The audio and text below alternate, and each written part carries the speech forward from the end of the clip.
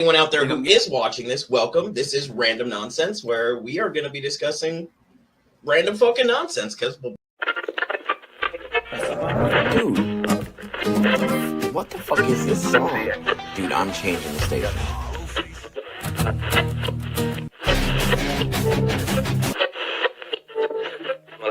I've tested the sands of All right, you want to go? I've felt the fire. You in? Oh, fuck yeah. I didn't rise from prophecy. I rose from pressure. And we're live. Welcome to episode 3 of Random Nonsense. I'm Jay, your host. That's my co-host. Out our friend Travis, so I would like to welcome our friend and director, Travis, into the studio tonight. Ahoy, everybody. How y'all doing? We can throw it to the clip right here.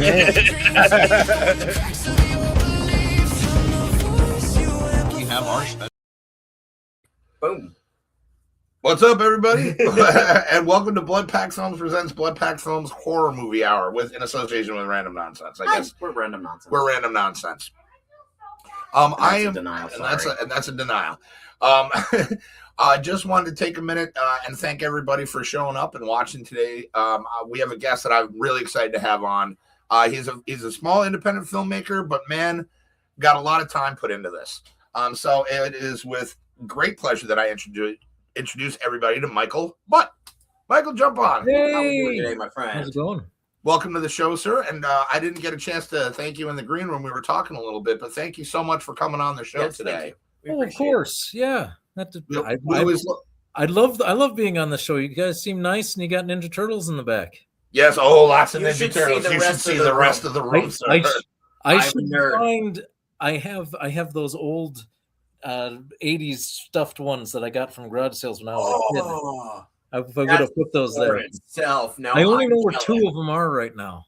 I think I my have brother has one- Leonardo. I used I to have a Raphael. Donatello, and I have I think it's a Michelangelo, but it might be a Raphael. All right. Oh, that's awesome. That's pretty dope, though. See, I'm liking this already. He'll fit right in with our nerd. Yep. And we as well, we love meeting new people. We like Yes. making new friends, man. You seem like a really awesome guy. So yeah, again, thanks so much. What's up, Pam? We got Jimmy and Travis in the chat. Thank you guys for showing up.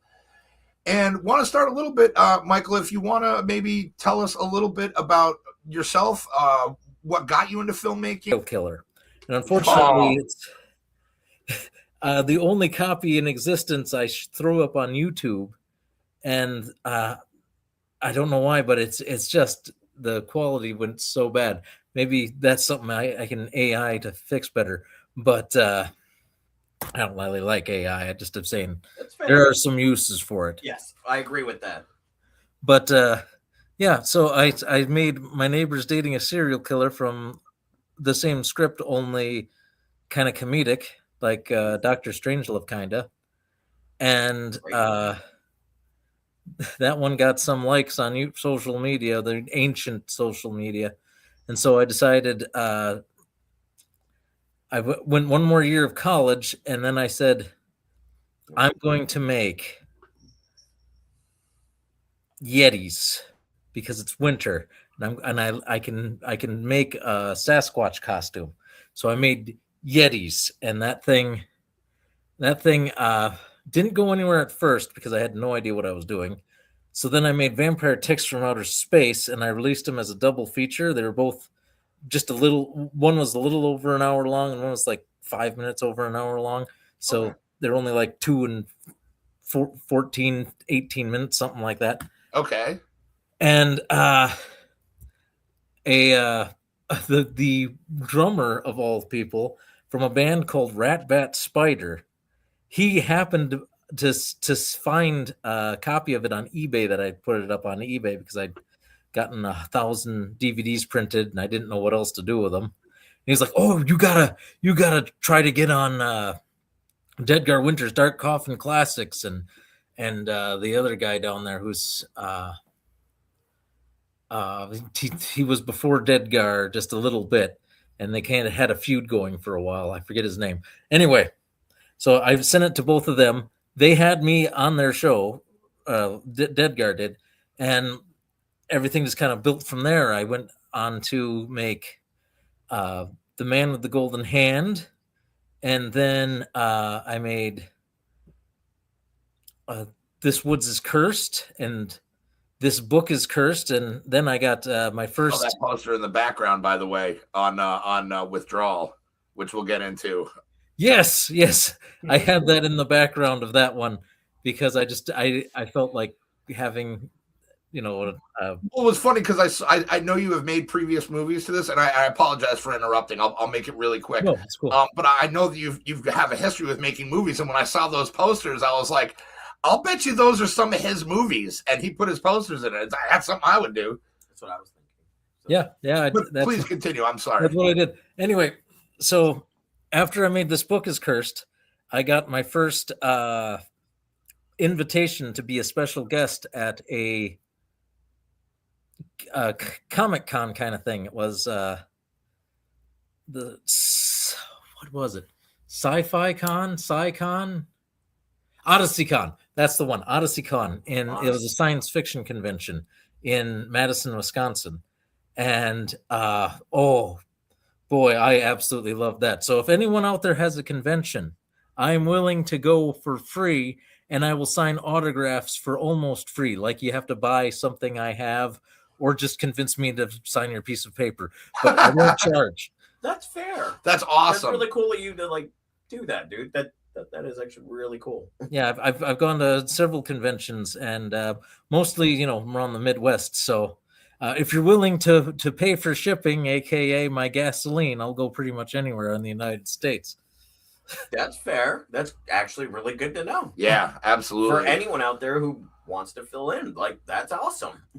Yep, and I've done a couple short films and stuff for other people, but I really like my projects because that's the entire reason I got into filmmaking was to make more of these Americana films, because Hollywood really doesn't make American films anymore. That's why one of my nicknames for, what would you call that? What's the word for that? Mantras, slogans, whatever, is I call them foreign films from Wisconsin. I like that.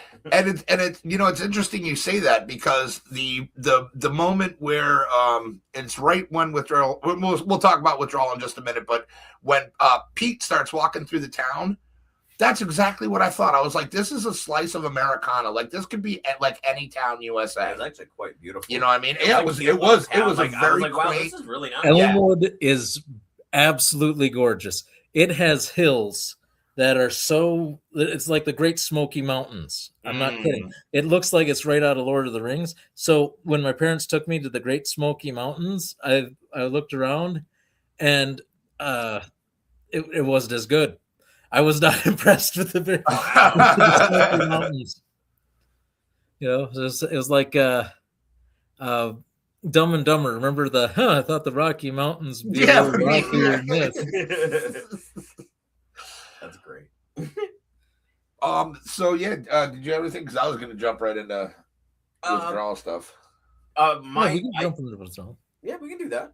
No, wait, no. What were you going to say? I want to hear this. Well, that was going to be kind of what mine was going to lead into. Like, I haven't seen any of your other movies, and I am sorry, but I did watch Withdrawal last night, and there was the best way I can explain it, it was like an hour and a half where there was times I was confused, and times I was like, I don't know what this is, but I could not stop watching it. Like it held my attention, and that's hard to do because I'm a very much, and I hate to admit it, I'm a YouTube death scroller. Like I'll just scroll through YouTube for hours. So it's weird when I find something that I don't know and I've never seen before that it will grab me. I'm like, I need to watch more of this because I need to know more of the dynamic between you and Pete. And I was like, because at first I was like, is he your brother? And then I find out he's your stepdad. And I was like, oh, this is great. Now I need to know more context to all of these things. Yeah, I have so many people who come up to me after they buy a DVD or whatever. So I'll be at one convention and buy a DVD from me because I kind of pull them in and I kind of give them this. The razzle dazzle. They're like, yeah, I'll give $10 for a DVD. Why not? Yeah. Sometimes I'll even offer them for $5 just to get people in the door because they'll come back to the convention again and then they'll be like, that was actually good. It's like, thank you. I knew it was actually good. Yeah. That's why I tried to sell it to you. I'm not just I'm not just here pimping my wares. What's up, Haley? Hello, my awesome little niece. My daughter. His daughter. hello cookies. Yes. Yeah, She always comes up with a new way to say hello when she pops into the chat. yeah. Jimmy says they don't have to understand the story; they have to want to understand it. And that's where I was yesterday, wanting to understand what was actually going on, which we'll get to the movie in just a couple more seconds. Yeah. Unless you have anything else to add. No, I wanted to kind of jump right in. Go right ahead. So, okay, right off the rip, I am a huge, and I've been guilty of this. I've fallen down rabbit holes for hours, countless nights, where I will watch old commercials on YouTube. You know what I mean? And I loved the way that you started the movie with all these old like drug commercials, right? Mm-hmm. And they were kind of put together in a very interestingly edited way to introduce basically Regenipro. I'm sorry, Rejunapril. And I was like, okay, that's a really cool way of, without really spoon feeding me that information, a way for me to figure out that, okay, this is going to be some sort of like catalyst for something that's going to happen. It was a very cool way to introduce the drug. And then, you shoot to, Pete driving around. He ends up at the Dollar General. I have a special place in my heart for Dollar General after I've been to Arkansas. I like Dollar General a lot, especially. I do too. You know what I mean? Like, shout out to Dollar General. Please sponsor us. We like you. We legit like you. We're not lying. Please sponsor us, Dollar General. That would be amazing. Right? That'd be some Dollar General. But I thought the actors, and again, I love recognizable faces or faces that they're not just like Joe anybody. They have a specific like. They're not the actor face where they had. They're not the like chiseled jaw and stuff. Everybody has unique features, and it's like, and especially with not with no recognition, they are that character for all intents and purposes, which I thought was really good too. And the dynamic between Boyd and Pete, just the whole tea scene just really set the tone and was amazing. I thought it was really funny. It was like, I saw that Hobo Batman lives behind a Dollar General. It was a very neat way to show in a very small amount of time the length of not really turmoil, but like there's drama there and there's history there. You know what I mean? And you get that in like a 2-minute segment that consists mostly of awkwardly sipping tea and just awkward looking around and stuff like that with very little explanation. You know what I mean? Which I thought was a great way to do it. Mm-hmm. Well, thank you. Pete was my favorite character by the end of the movie. Not saying anything against you, because I love Boyd too, but for some reason Pete just hit me funny when he's like, "You want to go to town? You want to go to town? Town, like, you got to go to town." I was just like, "This you got to go to town." It was great. I was giggling to myself. Town. I'm like, "Why does he always want to go to town?" And then you kind of find out afterwards why he wants to go to town so bad. Yeah. Well, you didn't figure that out right away? I did, because I don't want to spoil anything. I'm people. Okay. I'm trying to, because there's probably people in the chat who haven't seen it, so I'm trying to make it sound, which I got to get better at, because I will just that's why I will said it say the way I something. did. No, I I just want appreciate to that. make sure you guys, but you get it. Yeah, we get it. and tying in with the retro-y feel, like the old school, like the black and white stuff, like the score of the movie was great, because I'm pretty sure that was all just royalty-free music. Yep. Yeah, I wanted to do an 80s style score.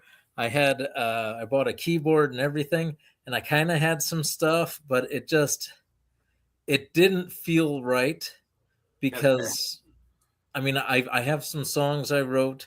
I haven't really recorded them yet, but like right now my skills are I can make a tense music scene, bo bada bum bum bum bum bum bum bada bum bum bum bum bum bum Okay. bada bum bum. That kind of stuff. Mhm. But I couldn't really make anything, and also my voice is one of the characters, so that kind of not so good for singing. Yeah. I sound like Pee Wee Herman, but who's gonna believe me? Not me. But yeah, you get the idea. So I couldn't really make my own music like I thought I was going to at first, when I had first planned it. So I was like, well, I don't have any money to buy real songs, and I can't just do Rat Bat Spider, even though they love me. So I'm going to say that there's an oldies station that plays 1920s music. Yes, because it was a very Bioshock feel to it as far as music goes. Yeah. And that's one of my favorite. Mike reminds me of a guitar playing guy at a certain fruit stand. Yes, that's very true. That's one of the dudes that was in our movie that he's referencing, but a great guy, like just a super great guy. But did you catch how I'd integrate the song to what was happening in the movie? Yes, I did actually. Just me and my shadow. Oh yeah, yep. That was great. Yeah, no, it was. I thought it was great.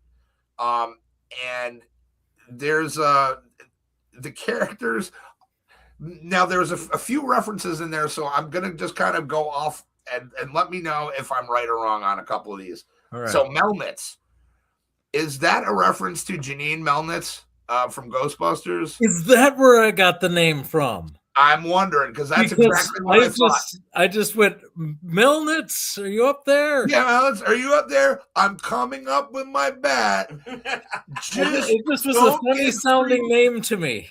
No, it was great, but yeah, so that's not outside the realm of possibility then. It might have been Conscious decision. something in the back of my brain that because I spouted that off because I didn't really have a name for the character. Okay. When I started filming that, and I went, well, that Melnitz sounds great. Yeah, no, well, it was funny because I heard it and I was like, oh, if that's on purpose, that is such a deep cut that like I like this guy. Like I because I was like that. There's not a lot of people that know Janine's has a last name from Ghostbusters, but also her it was Melnitz. Yeah, I bet that's where I got it from. But no, I didn't intentionally.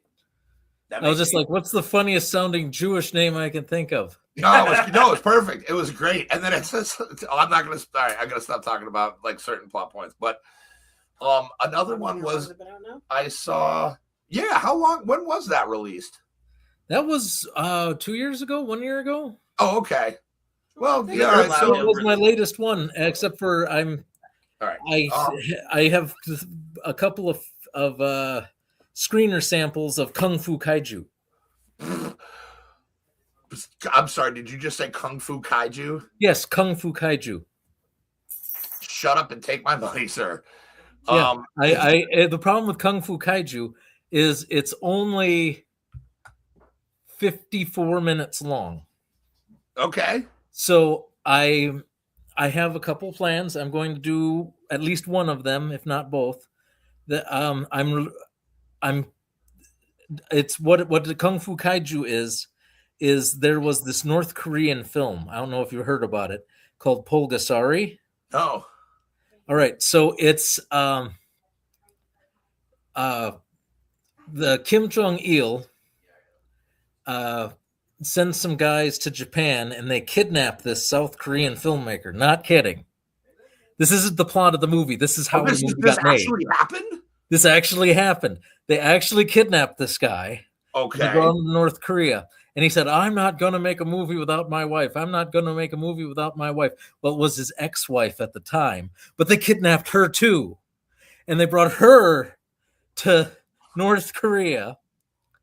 And they so he started making movies in North Korea, and there was a couple of right. This one and Kim Jong-il, not Un. Yeah, Un was still dad studying in Switzerland or whatever. Yeah, because he loved like Hollywood movies. Like even though they hate us, he had like his own like room. He would screen a bunch of like high, like the big name Hollywood movies. This dude loved them.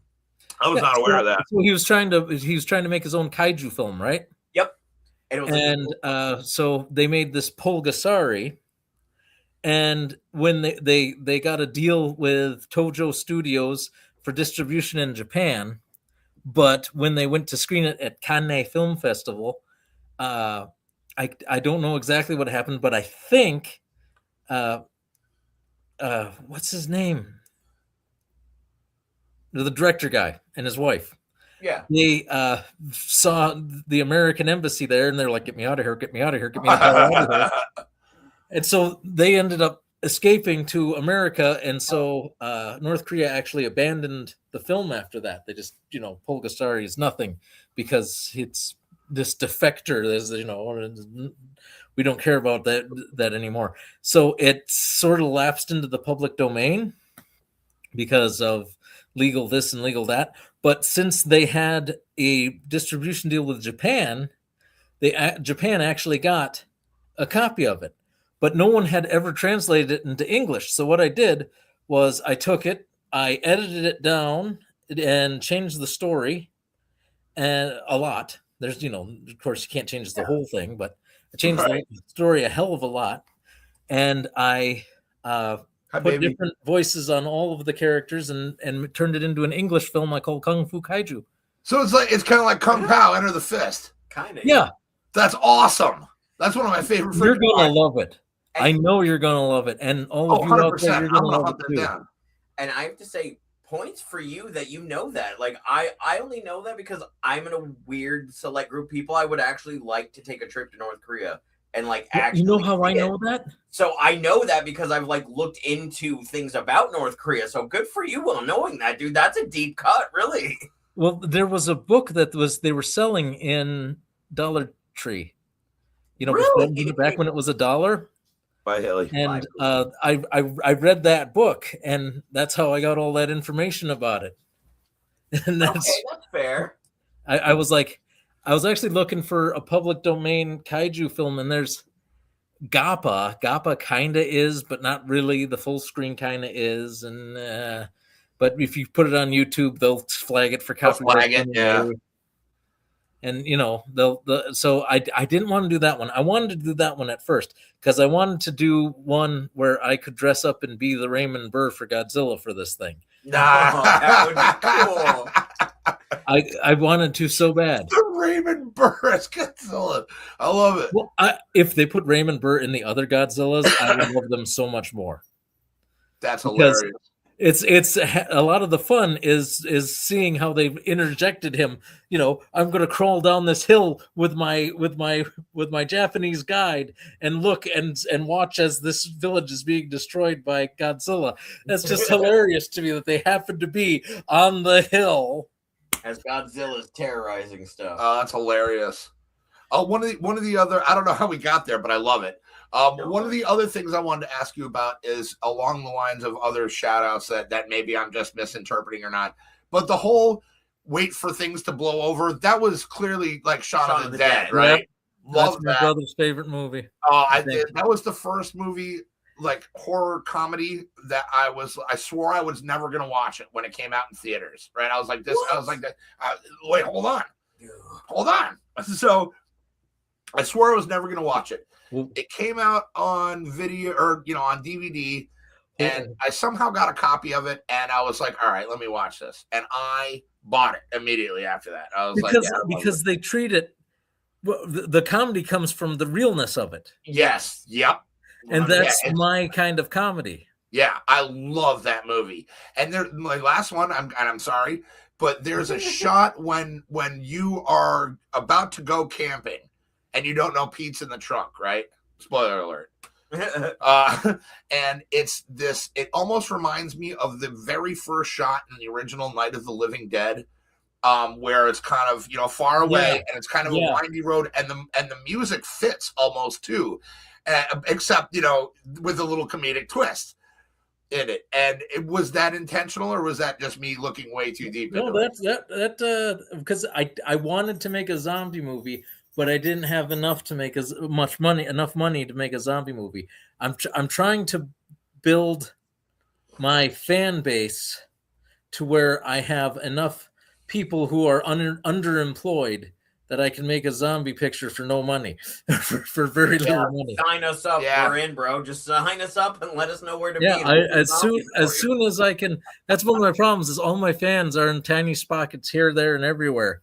And ironically, I don't have many in my neighborhood. I have a few, Sad. but they're all like busy working. Understandable. But yeah, no, I thought it was great, and I'm sure there are other ones out there that I'm missing. But those were the ones that really jumped out at me, like and especially the night of. I'm a huge Romero guy. I love George I Romero. want to make one called Morning of the Dead. Like MOUR, because I know you love your No, wordplay. morning as in it's Like okay. just The the dawn morning of the comes dead? up, and then there's morning, and then there's day. Okay, that's where I would put it, set it right there in between dawn and day. And And day. That's fantastic. I like in that. the segments where everything is absolutely falling apart. I like this guy. I do too, He's and I very think that's a smart. great idea. That's I think cool. that's a great idea. I have it written, and of course it's me. So it's like Dawn of the Dead mixed with Grumpy Old Men. You remember that scene in Dawn of the Dead where all the rednecks are together and they're drinking? Yeah. Well, imagine that. Only things are falling apart now. So there's arguments over. I need 32 ACP. Well, bullets are bullets. That's fit, man. I would watch that movie in a heartbeat. And the one thing I also liked about like tonally of your movie is that it is akin more to like and I don't know how you feel about him, but don't take this wrong. I love Trauma. It hit me as like a Trauma style film, and I love Trauma. And I knew I very like old early into Trauma, watching too. this that this was going to be a movie that I enjoyed. I like old Trauma, but him and I, we're kind of on the outs. Lloyd, Not because of me. He just No, I'm doesn't like sure. it too much. oh, I'm sure. Yeah. Oh no, I've seen documentaries, And we've talked to and other we've directors talked to- who've worked Like, with Chroma. So I sent him Cosmic Blast for him to review, and then like a few months later, he comes out with Mutant Blast. Yeah, that sounds about right. And That sounds about I mean, right. I'm sure he was making it before then, but it'd be really weird if it was just a coincidence and we both just decided to do Blast and we both had that same font. Not that it couldn't be, but just a little weird to me. Speaking of which, Cosmic Blast, it's not available anywhere to stream free right now, but it should be. I'm trying to get it on Tubi and I'm trying to get it on Fossum and all that, but for some reason, I never got the captions and whatnot good enough the first time around, and so they automatically rejected it. Write somebody if you want to see it. Wait, they rejected it because the captions weren't right? I'm terrible at files, right? Okay. So, that's fair.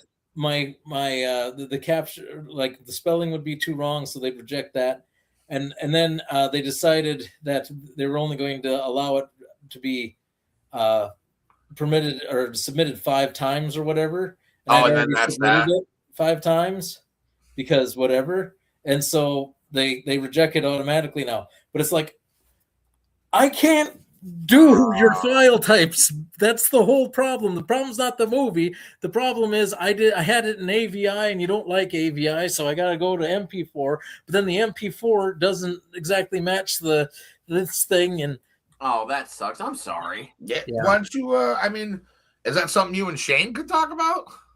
yeah, I've been trying to get him to, but I'm just giving him a push. I got you. He I had tried to- to do it too, but he ran into the same problem because I think they rejected it because it had been rejected before. So it's like, are you kidding? Jimmy says 28 years later was the Hung Dead. Yeah, that's what I hear. 20 years later, I haven't seen that one yet, but Me I can neither. tell you I am extremely disappointed in it. What I wanted is Serena and What was the guy's name in that? Oh I haven't Jesus, watched I those in haven't years, seen it in sadly. forever. Yeah, I wouldn't be able to tell You know, the 28 Days Later. Well, I Yeah. wanted them to be like on the Isle of Man and have everything be, mostly good, right? They're sowing by hand and he's tilling the soil and all that. And then all of a sudden, this cruise ship comes and smashes into the shore, and out come a whole bunch of infected. That's what I wanted. That actually would have been that would have been solid. Yeah. I would have watched that. No, there was something else that I wanted to ask. Oh yeah, so in the beginning credits, it says an actual celebrity mystery guest voice or something like that. Yeah. Who? Can you say who it was, or? It's supposed to be a surprise, but you can find William Shatner's voice in it. Wait, you got William Shatner to do that? I didn't say that he did it. I'm saying his voice was in it. Oh, okay. Who played the president on the radio? Oh, no way. Because I thought for some reason. Okay. All right, I'm at the Ross. There was like, wait, what? Madman's, the dude with the gloves cutting up the coke the whole time, and like the yin yang and everything like that. His henchman, I thought, sounded an awful lot like Matthew McConaughey. Nope. And I was like, and that was my whole thing. I was like, it kind of sounds like it's Matthew McConaughey. I'm like, but that's pretty solid if you got him to do this. But it's William Shatner's voice is in it as the president. Okay, that's super cool. Yeah, I actually took that from some film about being racist back in the 60s that he did. That's in the public domain. Oh, nice. So that's smart. Billy Shatner. Oh, that's awesome. Okay. Because the whole time I'm watching the movie, I'm trying to pick out who the hell it was. Speaking of William Shatner, one of the reasons I wanted to put him in it is because I did this show called Wisconsin Unexplained. I have 8 episodes, and they aired on TV and stuff. Oh, and, wow. That's cool. They only did it once, a while ago. But it was called Wisconsin Unexplained. And like the year after that, suddenly The Unexplained with William Shatner comes on. Oh, it's almost like a blast trauma situation. Yeah, almost. I'm not saying, and this one is absolutely coincidence. But I have one more time where this happened. When I made Yetis, there's a Dolph Lundgren film called Legendary. Have you heard of it? No. Giant lizards. Anyway, the first 15 minutes of the film are basically summed up Yetis. They even have the Sound-O-Matic wildlife recorder. But there's no way they could have seen that one. There's no way they could have seen that. Even though mine came out first, there's no way that they could have seen it. Wow. I don't think anyway. But that one's an amazing coincidence. If you watch that and you watch Yetis, you'll go, what the heck?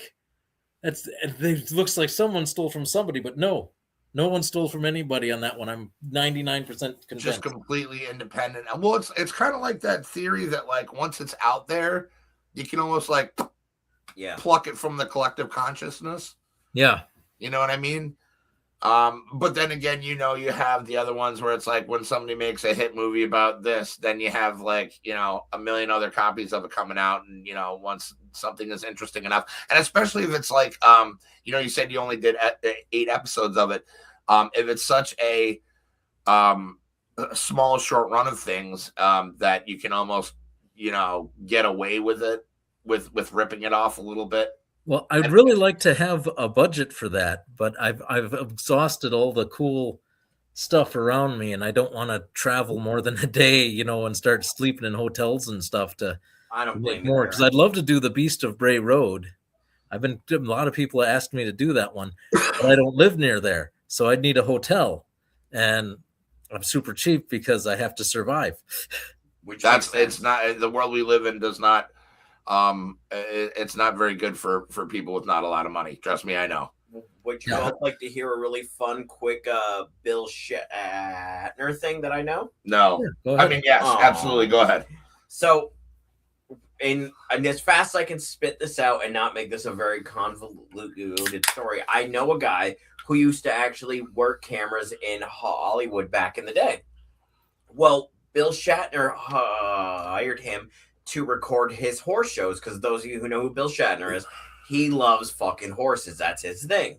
He loves. No, I think that came out wrong.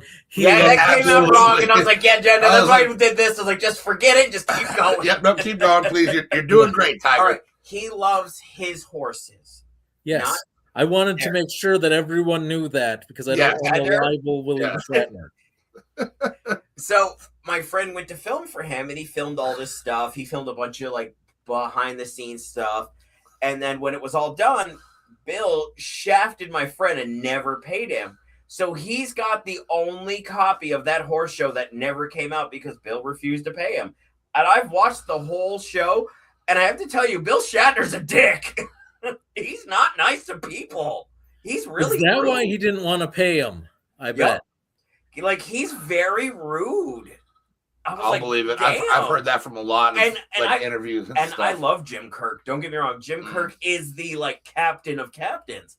And I was like, this hurts. Bill and Jim, you guys are like this? Yeah. I mean, that's Billy, Shaddy, whatever. interesting. We go way back. Wow. But I just think it's funny that he put that in his movie, and I had that weird little fun fact that I sit on all the time. No, that's pretty cool.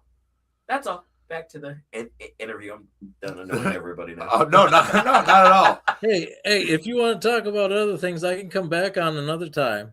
No, you're No, good. no. But that you always have an open invite. Yes. You are more than welcome to come on whenever you'd like, man. For sure. I'll make sure to come on when I release Kung Fu Kaiju. Yeah. Yes, please, definitely. I'm dubbing another one. Oh, going back to that. What we were talking Universal. about before in the green room, right? Yes. Yes. I think I talked about this here. Yeah. You and I were speaking. I think he was out of the room for the moment. Real Yeah. quick to tell Yeah, Daniel. but I mean with the audience too. But I made this one called Kung Fu Kaiju in case. Oh you yeah. didn't- yeah. So it's only 54 minutes long. So I have two ways I'm planning on making it more presentable. One is making it a double feature with another movie that I'm dubbing. I got Carnival of Souls because the audio on that one is so bad. That's one of my favorite movies ever. Okay, well, I've absolutely butchered it and changed the story completely. I want to see it. I'm yeah, not I know you do. You'll go. I want to see that. But yeah, I made it make sense with the original audio, but I'm going to try and find some actors to redo the voices, and we're going to keep like 80% of the script. Yeah, I'll bring you guys on. Friend me on Facebook. I did already. I will do it as soon as this interview is I over. already did.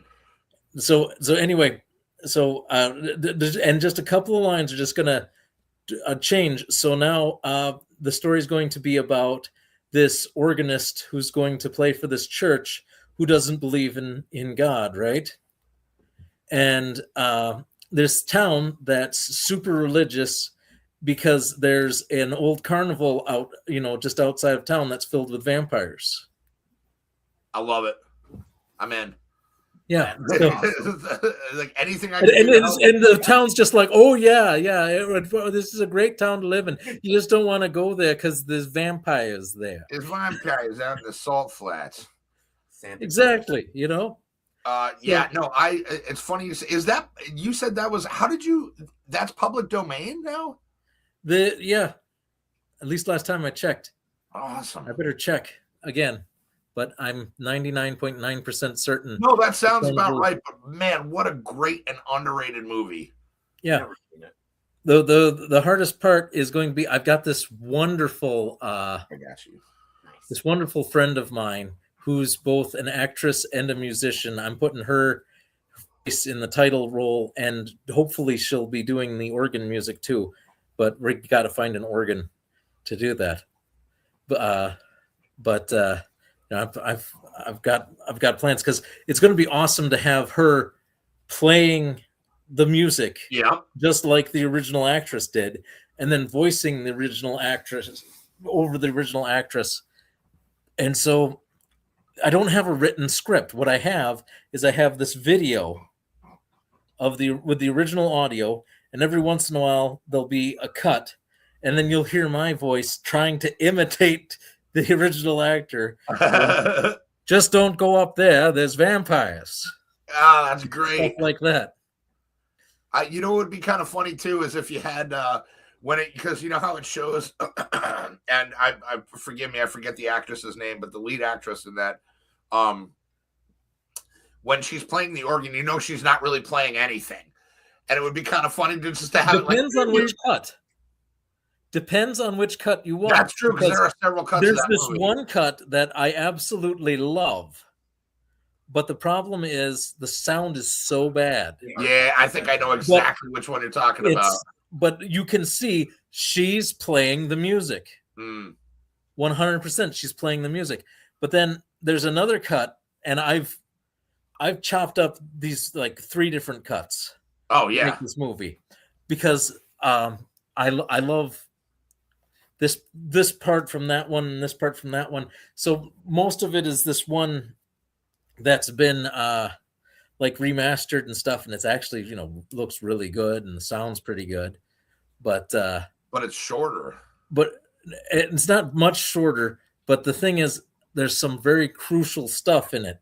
Like, you don't see the car on the side of the road, and that's really important to see that she pulled over to the side of the road and is kind of stuck in her car, especially for mine.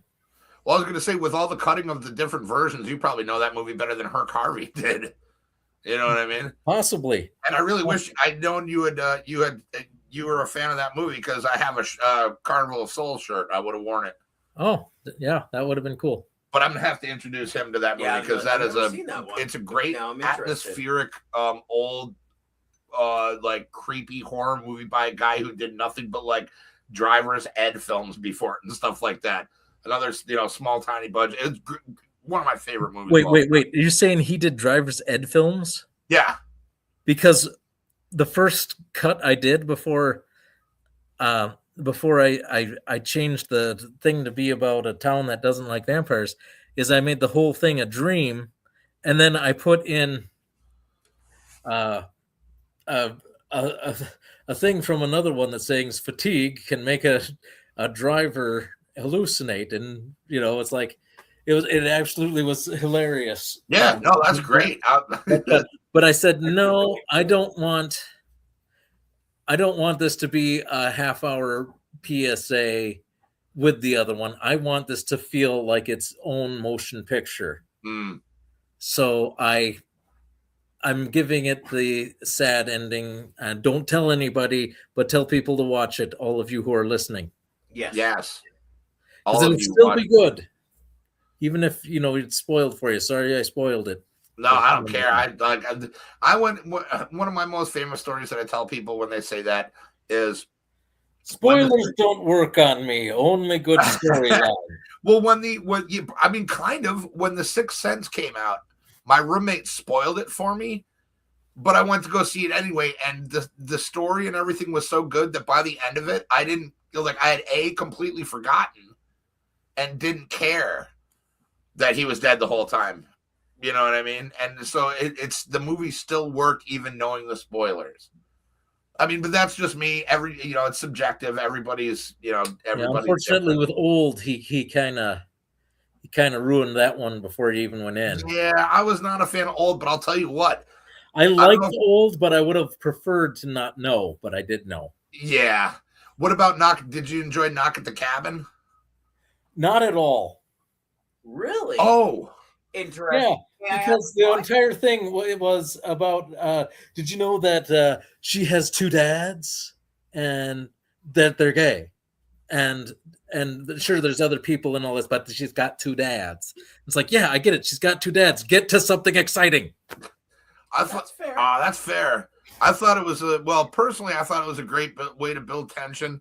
And Dave Bautista, I mean, I feel personally crushed it in that role as Leonard.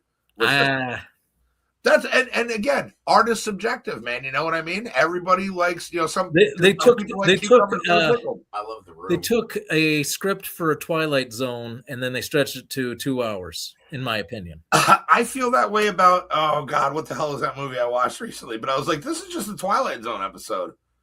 The phone booth or whatever the one is where there's a guy in a phone booth and and that's the whole. It's a one set movie. It's just him in the phone with Colin.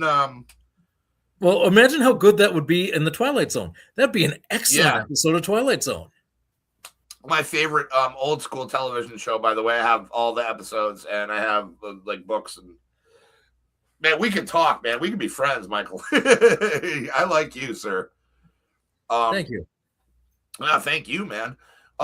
Now, who are some of your inspirations as far as like filmmaking goes? Robert Rodriguez.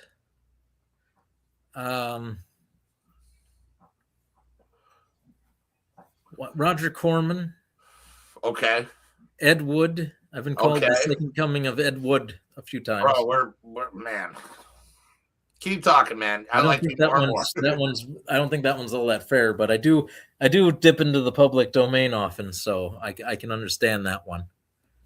I have a boxed set of Ed Wood movies. Hey, you need to let me borrow those. I haven't watched Ed Wood in a while, so you need to let me borrow those. Add some rabbit hole down again. You got it. Well, Rod Serling, of course. Oh, of course, absolutely. And Mel Brooks. Yep. You got to give props to the legends, man. Definitely. Yeah, that's awesome. And what that's up, Lone Star. Hey, what's up, Chad? How you doing, Bubba? A lot of now you're kind of an auteur, right? Like you write, direct, edit, you kind of do everything, right? Yes. And rarely is my product the same as when I started.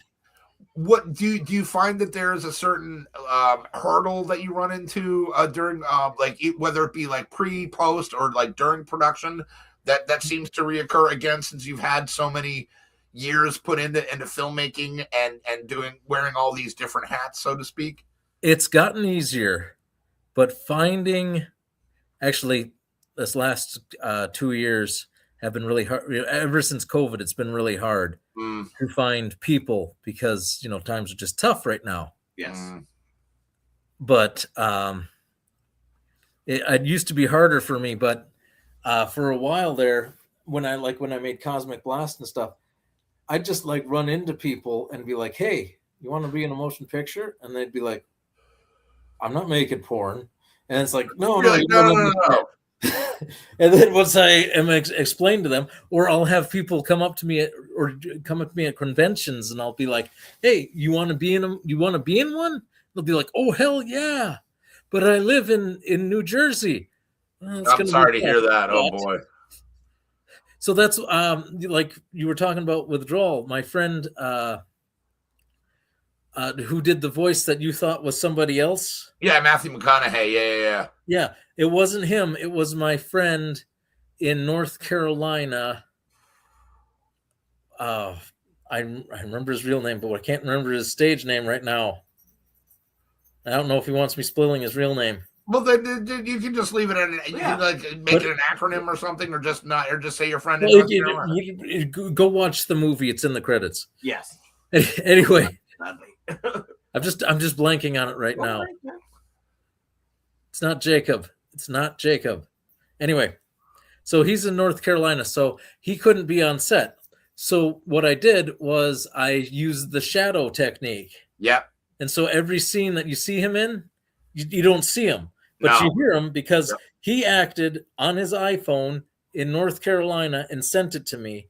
Oh, he did it on his iPhone? I think it was. Wow. Maybe not an iPhone. But no, I mean that would track, but that's really cool. It might have been a track phone. I don't know. The point is, he had a phone. He recorded the lines in there. He sent them to me. I ripped them off. Same thing with Cosmic Blast. I have a friend named Amy Radloff, I believe. Okay. And she could not be in Cosmic Blast because of other commitments, but I got her to voice the main computer. Oh, that's solid. The same way. And the reason I do that is because I was watching the DVD extras of the old Dungeons and Dragons show. Do you remember that show? Yeah, the animated one? Yeah. Absolutely. Yeah. So I learned that one time the Archer guy, he could only get his lines done in time in a telephone booth in a subway.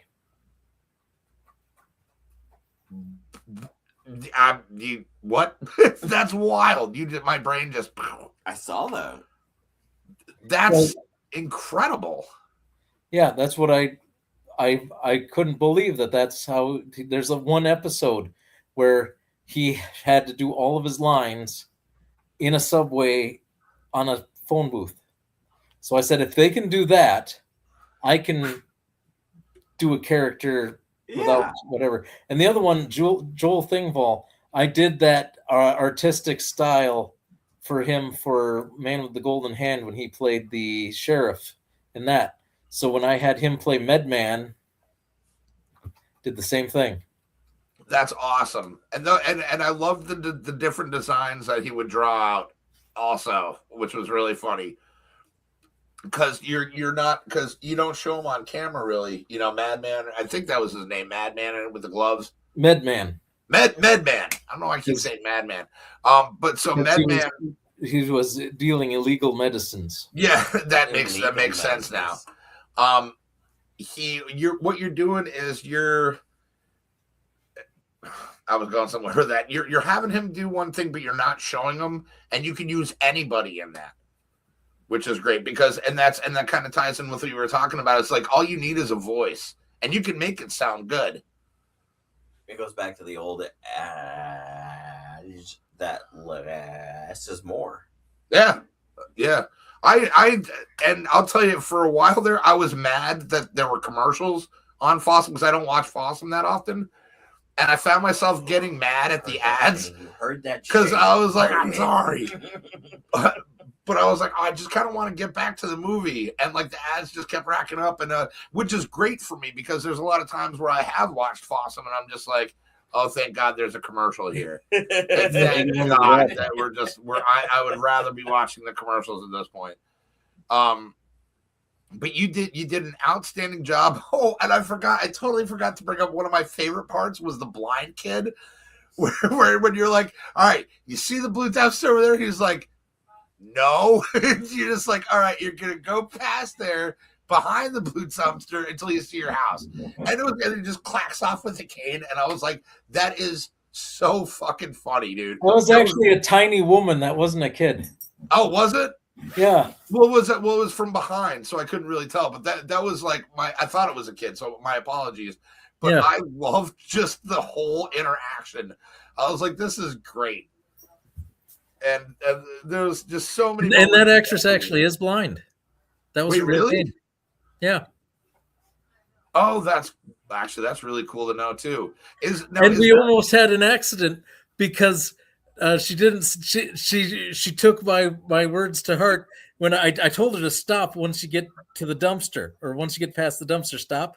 She didn't. She went on like she was for the thing, and there's a river there.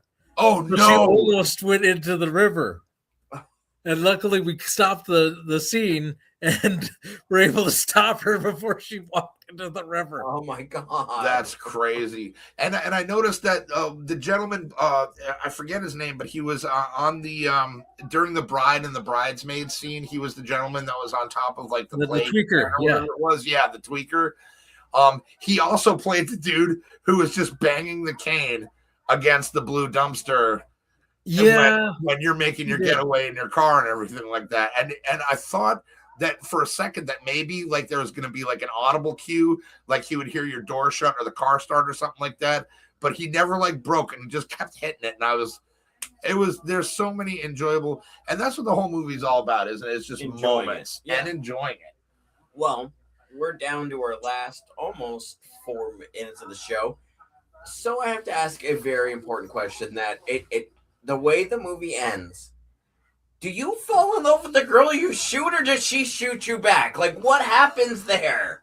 I was like, wait, now what happens? Like, is there a sequel? Like, is there another part I have to watch? Like, what happens? I do want to make a sequel to that. I don't think I will, but I would make a sequel. And what it would be, Boyd and Pete and the two girls in a Mad Maxy apocalyptic, things have fallen even worse. And so all three of them are getting on Boyd's nerves the whole friggin' time. The girls don't see, at least the one doesn't have a concept that the world hasn't ended yet. Yeah. And Boyd's doing his thing. And so it would turn into a comedic version of the second season of The Walking Dead. Oh, I love it. That's fair. I like that. And they'd be constantly trying to get the last remaining Rejunipril and Rejunipril supplements for his girlfriend, who he had shot earlier in the other film, because she's still addicted. Of course. What was God damn it! I just lost it. So during one of my favorite scenes with you was when, and I love that I had Boyd's headset on the side of the thing. I can get what a breakfast dog is. Like in my head brain, I'm like, okay, it's a hot dog with like, scrambled eggs on it or some shit, or maybe some like hash browns in there or something like that. Yeah. What the hell are hunker dunkers? Hunky dunkers? Hunky dunkers. Okay. They are little pieces of hot dog. All right. Okay. And you dunk them. Oh, like different dipping sauces? So they're hunks, and you dunk them. So they're hunky dunkers. Oh, I thought it was hunker dunkers. I forgot. I know, my bad. But if you look at our thing under there, it says hunkers and dunkers. I thought that's what it was. It's hunky dunkers. Okay. Because I was like, well, I don't know what that is, but I want it. That would be my. Go home. All right. Take some hot dogs, cut them into little, not square, but like pennies. Yeah. To little chunks, little hunks, and then you can like roll them in some cornmeal or something like that, and bake them. And Wait, this is a real thing? No, in my brain. Oh, okay. Oh, so I'm a fat guy. Keep talking. Right. So you put them in cornmeal and you bake them, and they'll get kind of crispy, and they'll have little pieces of cornmeal stuck to them, and then you dip them in your ketchup or your barbecue sauce or whatever like that. That's a hunky dunker. Bro, I think I'm actually going to make hunky dunkers. I'm going to have to actually do that. I was thinking about actually making a hot dogs. And actually, I have a idea to end the food deserts in the United States, but I'd need like $1 million to start opening up these little grocery stores I call Oasis Foods. And I have a way to stop the theft and stuff, but I don't exactly want to disclose. What the heck? It's for the good of humanity. What I do is I do the same thing that they do in Mexico. You have just a store, and then there's a clerk who will get whatever item you want and bring it to the window. You pay for it, and she pushes it out the window. Oh, that's pretty smart. And that way theft is down, yep. Costs are down, and you can have these Oasis foods in these food deserts. That's actually a solid idea.